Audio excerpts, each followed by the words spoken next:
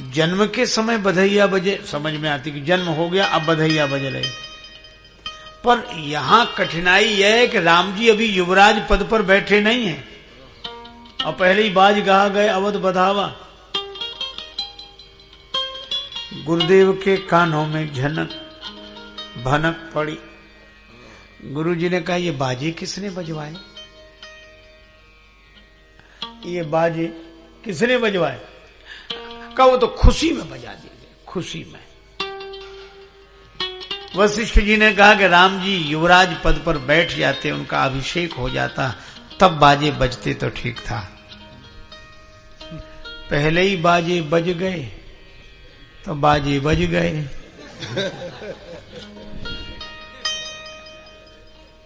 अब यह भी कितना सुंदर संकेत है कि कार्य पूरा हो जाए फिर बाजे बजे। अब कार्य पूरा हो ही नहीं और पहले ही बाजे बज जाए। वशिष्ठ जी ने कहा कि बाजे बज गए तो बाजे बज गए। गुरु जी ने कहा हमने तो नहीं कहा था कि बाजे बजवाओ। किसी ने कहा कि मन से बजा दिए गए। वशिष्ठ जी ने कहा कि बस यही बात तो है।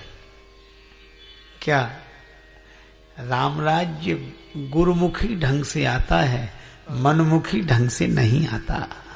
क्या बात है। अच्छा, बाजे बजने से गड़बड़ी क्या हुई?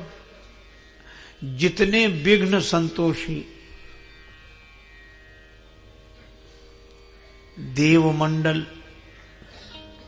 के सदस्य, उनको अच्छा नहीं लग रहा है।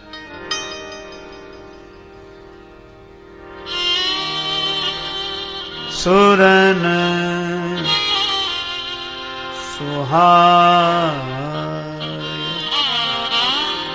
सुरन सुहाय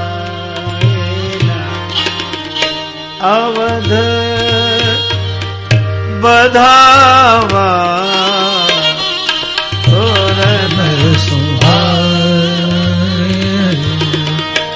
अवध बधावा सुरन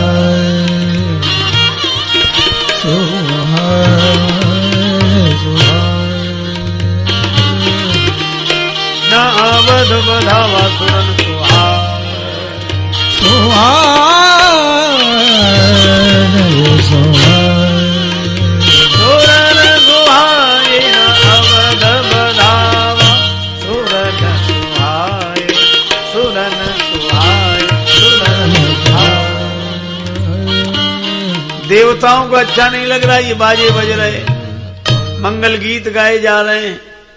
किसी ने कहा यह तो सबके लिए अच्छा हो रहा है, फिर इन्हें अच्छा क्यों नहीं लग रहा?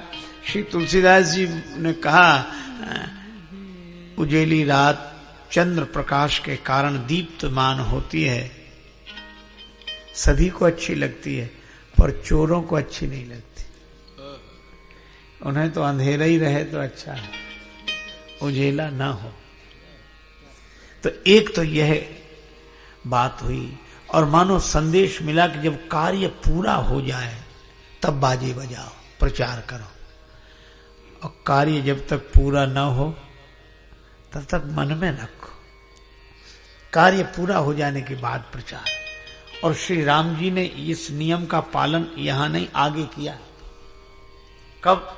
जब बाली का वध हो गया तब भगवान राम ने लक्ष्मण जी से कहा, लक्ष्मण सुग्रीव को राजा के पद पर बिठाओ।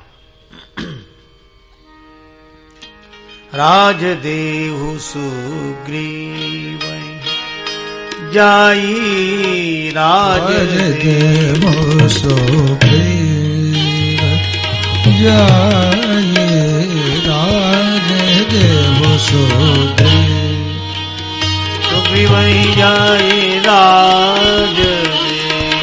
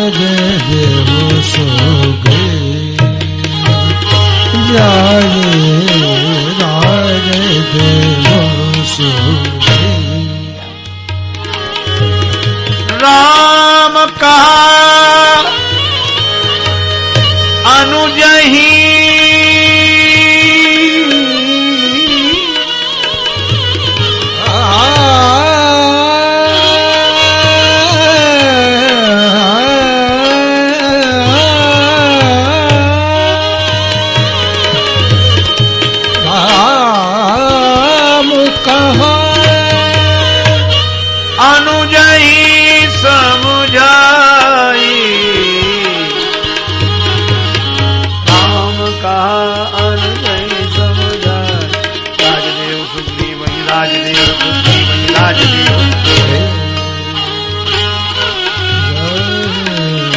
राज देव। राम जी ने कहा कि सुग्रीव को राजा बना दो, लक्ष्मण राज्य तिलक करो, सुग्रीव को राजा बना दो। पर कहा तो इतना ही, पर समझाया। राम कहा अनुजहि समुझाई। प्रश्न यह है कि समझाया क्या? यह अभी पता नहीं लगा, बाद में पता लगा। राम जी ने कहा बस लक्ष्मण तुम समझ लो, कहना सुनना किसी से नहीं है, हमने जो तुम्हें समझाया वह याद रखना। और कहा इतना ही। अब श्री तुलसीदास जी से पूछा कि क्या समझाया? तुलसीदास जी बोले हम समझे तब तो बतावें। अब यह रहस्य बना रहा समझाया क्या। पर श्री राम नीति प्रीति परमार्थ स्वार्थ को न राम समझान यथार्थ, परम नीतिज्ञ हैं। श्री राघवेंद्र ने भेज दिया लक्ष्मण जाओ, और लक्ष्मण जी ने लक्ष्मण तुरंत बुलाए, तुरंत, देर नहीं। पुरजन विप्र समाज, ब्राह्मणों को परिजनों को सबको आदर पूर्वक आमंत्रित किया। राजदीन सुग्रीव कहा, सुग्रीव जी को राजा बनाया। अब आप देखो तिलक कर दिया राजा का, आधे से अधिक दोहा हो गया, पर अभी यह समझ में नहीं आया कि श्री राम जी ने समझाया क्या था। सबने जय जयकार की, सुग्रीव राज्य पद पर बैठे, तिलक हो गया हो गया हो गया हो गया। श्री लक्ष्मण जी ने कहा अभी एक कार्य रह गया है। क्या? पास खड़े अंगद जी को बुलाया। अंगद तक को यह समझ में नहीं था कि हमारे साथ ऐसी अनुकूलता का व्यवहार होगा। अंगद क्यों बुलाया जा रहा? सबने कहा राज्य का अभिषेक तो हो गया, अभी युवराज का अभिषेक होना है।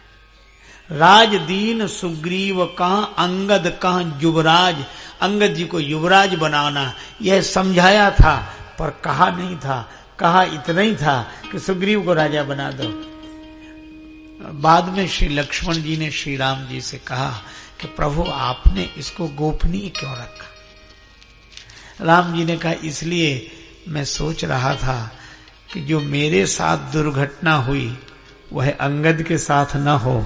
मुझे भी तो युवराज बनाया जा रहा था, पर पहले ही बाजे बजा दिए गए, पहले ही उसका प्रचार हो गया तो मैं बन ही नहीं पाया।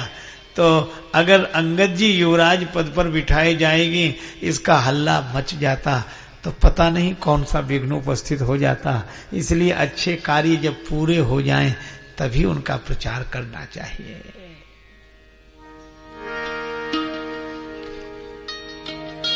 एक तो यह है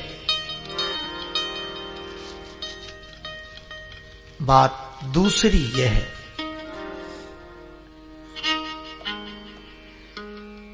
पार्वती माता ने शंकर भगवान से पूछा,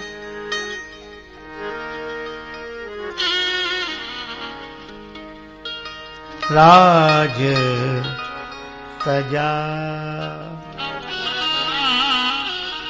सो दूषण काहि, दूषण काहि राज तजा।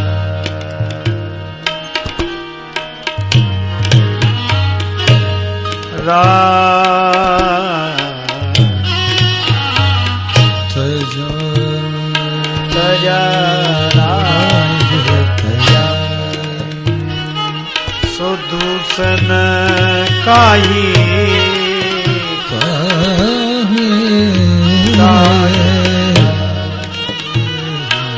राज तजा तजा राज तजा राज तजा राज तजा दूषण काहि राज तजे राज तजा तजा तजा राज तजा राज तजा दूषण काहि राज तजा राज तजा राज तजा राज्य का त्याग क्यों किया भगवान ने? दोष क्या आ गया था? अगर इस दोष की दृष्टि से विचार करें तो दशरथ जी के कारण यदि राम जी वन को गए हैं तो भरत जी के कारण सिंहासनासीन हुए हैं। तो इसका अर्थ है कि दशरथ जी में जो दोष आ गया हो वह भरत जी में नहीं होगा। तो भरत जी की जब महिमा गाई गई तो कहा गया गुरु अवमान दोष नहीं दूसा। गुरुदेव के अपमान का दोष, इसका अर्थ है कि जो गुरुजनों का सम्मान करते हैं उनके जीवन में भगवान का पदार्पण होता है, और जहां गुरुदेव का अपमान होता है वहां भगवान उस स्थान को त्याग देते हैं।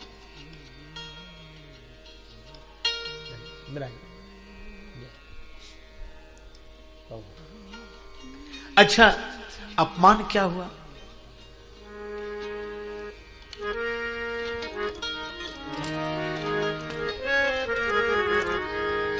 तब नर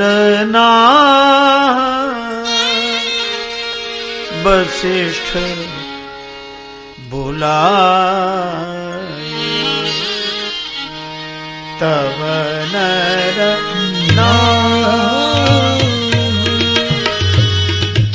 वशिष्ठ बुलाए, तब नर वशिष्ठ बुलाए, तब नर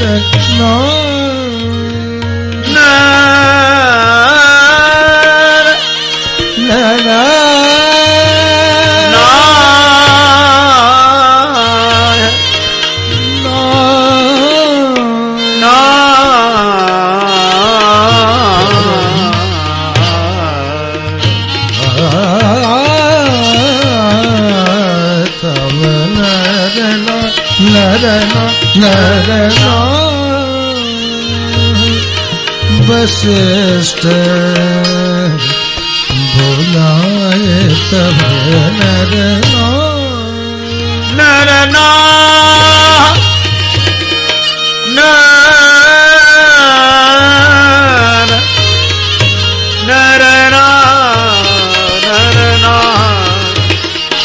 तब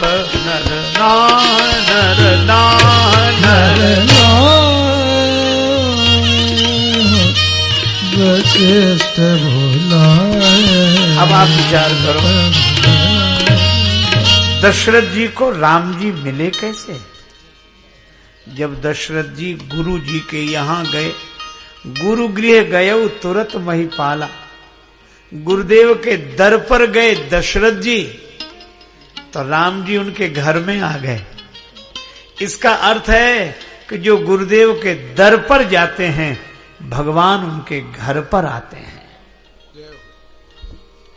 लेकिन आज दशरथ जी नहीं गए गुरु जी के पास, गुरु जी को बुलाया। अच्छा चलो, कठिनाई हो, मजबूरी हो तो यह कहा जा सकता है कि गुरुदेव से प्रार्थना करना कि मैं नहीं आ पा रहा हूं, वे ही कृपा करके पधारें। पर यहां गुरु संबोधन भी नहीं है। तब नर नाह वशिष्ठ बुलाए। वशिष्ठ जी को बुलाया। अब गुरुदेव नहीं दिख रहे, वशिष्ठ दिख रहे हैं। और किसने बुलाया? नरनाह। अब यह व्यंग देखो, नर कहते हैं मनुष्य को, और नाह स्वामी, मनुष्यों का राजा। राजा साहब बुला रहे हैं। अच्छा, राजा साहब किसे बुला रहे हैं? गुरुजी को बुलाते तो शिष्य बुलाता, पर राजा साहब बुला रहे हैं इसलिए गुरुजी को नहीं, वशिष्ठ को। ये गुरुदेव का अपमान हो गया। तब नर नाह वशिष्ठ बुलाए, तब नर नाह वशिष्ठ बुलाए, तब नर नाह वशिष्ठ बुलाए, तब नर नाह वशिष्ठ। राम धाम सिख दैन पठाए,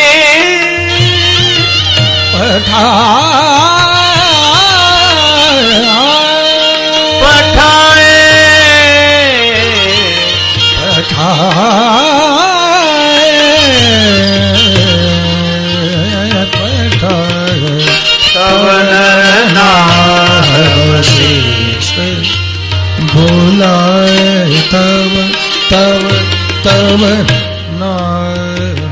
तब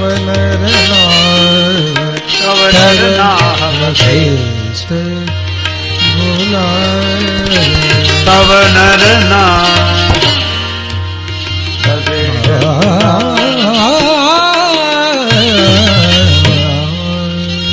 तब नर नाह वशिष्ठ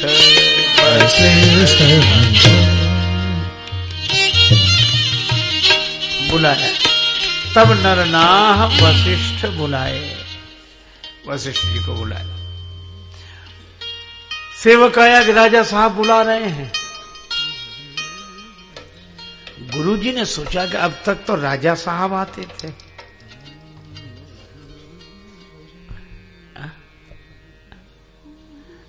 आज राजा साहब बुला रहे हैं।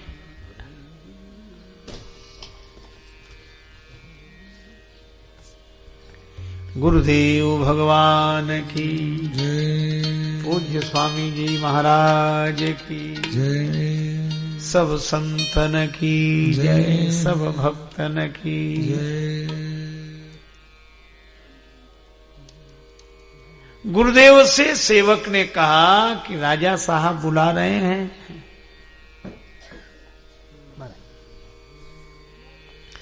तो गुरुजी को आश्चर्य हुआ कि अब तक तो राजा साहब आते थे, आज राजा साहब बुला रहे हैं। तो गुरुजी से किसी ने कहा कि आप मत जाओ, आप गुरु हो, अपनी गरिमा में रहो। वशिष्ठ जी ने कहा कि मैं अपनी दृष्टि में गुरु नहीं हूं, उसकी दृष्टि में गुरु हूं। मेरा तो कोई संकल्प ही नहीं है, सर्वारंभ परित्यागी, मेरा कोई संकल्प नहीं।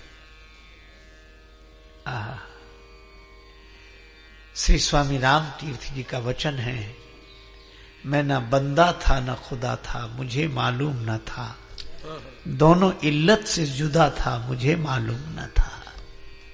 मेरा कोई संकल्प नहीं, मैं सब संकल्पों का साक्षी हूं। तो गुरु कैसे हो? का शिष्य के संकल्प से गुरु हूं, शिष्य की दृष्टि में गुरु हूं। तो फिर उसने तो आपको गुरु नहीं समझा, लघु समझा, इसीलिए तो बुला रहा है। तो वशिष्ठ जी ने कहा कि अब उसका संकल्प है, वो गुरु समझे तो मैं गुरु हूं, वो लघु समझे तो मैं लघु हूं, पर मैं अपने स्वरूप में न गुरु हूं न लघु हूं। वो गुरु समझेगा तो कल्याण उसका, और लघु समझेगा तो पतन उसका। गुरुजी चले गए, तब नर नाह वशिष्ठ बुलाए, तब नर नाह वशिष्ठ राम धाम सिख देन पठाए,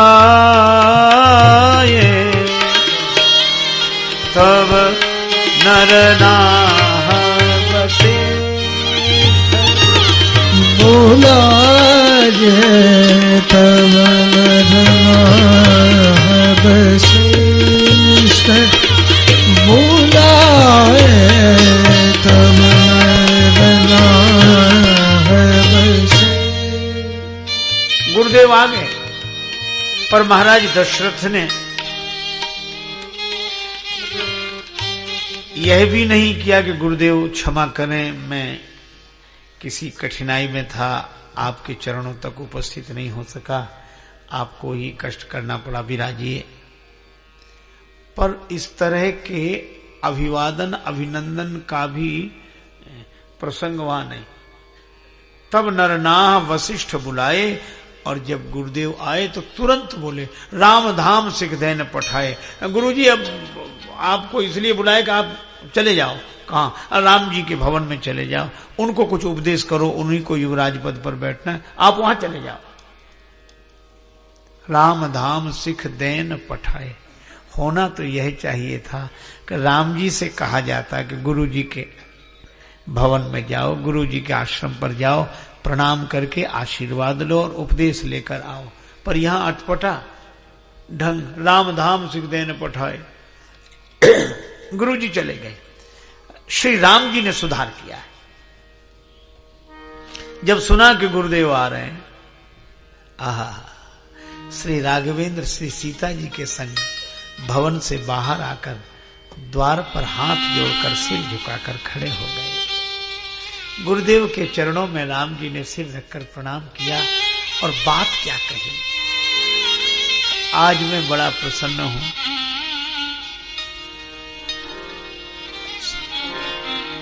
सेवक सदन स्वामी आगमनु, सेवक सदन स्वामी आगमनु, सेवक सदन स्वामी आगमनु, सदन मंगल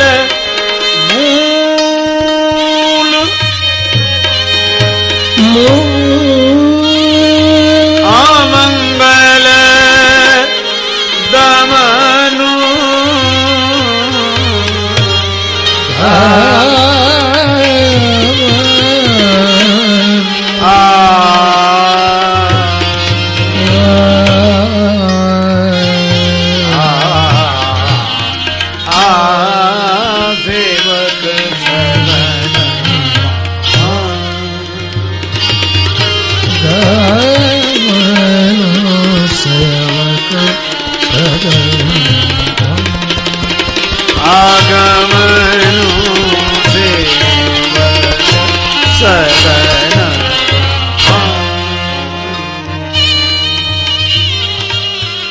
श्री राघवेंद्र ने कहा, गुरुदेव भगवान पधारे हैं तो सेवक के भवन में स्वामी के श्री चरण आए। यह घड़ी तो मंगल का मूल है, कल्याण का मूल है, और अमंगल का हरण करने वाली, दमन करने वाली है यह घटना। किंतु गुरुदेव यह उचित नहीं हुआ। गुरुजी ने मुस्कुराकर देखा, राघवेंद्र उचित क्या होता? राम जी ने कहा, गुरुदेव उचित तो यह होता कि मुझे वहां बुलाया गया होता, पिताजी मुझे आपके पास भेजते, तदपि उचित जन बोल सप्रीति, सिखइय नाथ कहिए अस नीति। मुझे बुलाया होता, प्यासा